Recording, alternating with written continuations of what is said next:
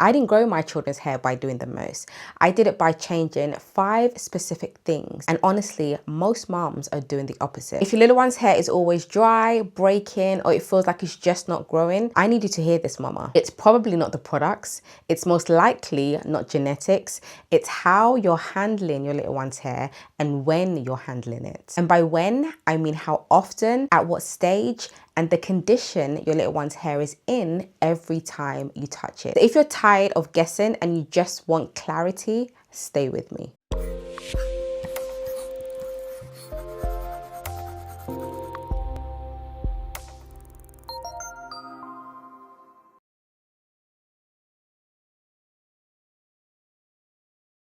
Hey mama, welcome back to my channel. If at any point you're watching this and you're thinking, okay, I need a proper system, I've got you. I'm teaching this live inside my free masterclass taking place this coming Tuesday, where I break down the exact framework I've used for all of my children to grow their hair long. The link is below if you want to save your seat. Okay, so let's get into the first change.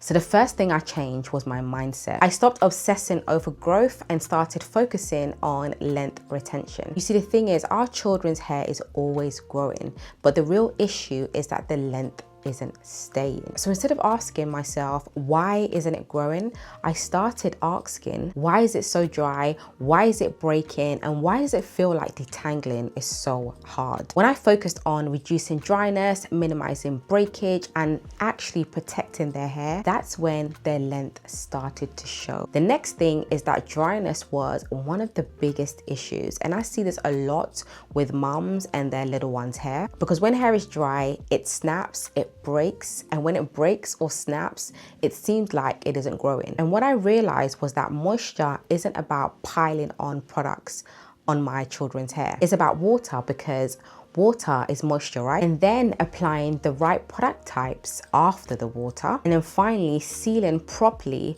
to slow down moisture loss. So I focused on washing often so that water could actually get into their hair, and then conditioning after washing to soften and smooth their hair and just make their hair easier to manipulate. And then after washing, using the right product types, like for example, a leave-in conditioner in the shower on wet hair. Now that is chef's kiss. And then finally, temporarily sealing with grease, for example, to help to slow down the evaporation of moisture from their hair. And when those steps are done right, in the right order, consistently, their hair has a higher chance of staying moisturized for as long as possible. Once moisture and moisture retention was sorted, everything else became so much easier, and I finally started to see their hair getting long. Now this one is a game changer for me. Tangling used to be overwhelming for me and just used to take way too long. I felt like this part was one of the hardest parts of wash day, and honestly I used to dread. But what I didn't realize back then was that detangling wasn't the problem. The problem was how I was detangling. I learned that how you detangle and what you use can literally make or break length retention. So I became intentional about detangling on wet, conditioned hair. Now, when I say wet hair, I'm not talking about letting water run under the shower and detangling that way. No, the hair has been saturated fully with water, and conditioner, for example, a rinse out conditioner, has been applied to the hair, using tools that were gentle on their hair and made sense for their texture, and also did a great job at removing shed hair from their hair and not keeping it in their hair, causing tangles and a whole load of mess for me later on. And choosing products that gave the hair real slip while detangling and not just softness. Softness is good, but when it comes to detangling, I want that slip to help me with detangling in order to minimize breakage. Once I fixed that, detangling stopped feeling like a battle. It became quicker, it became calmer, and breakage and tangles dropped dramatically. Now, this next one was also a big shift for me. I stopped restyling my children's hair every day.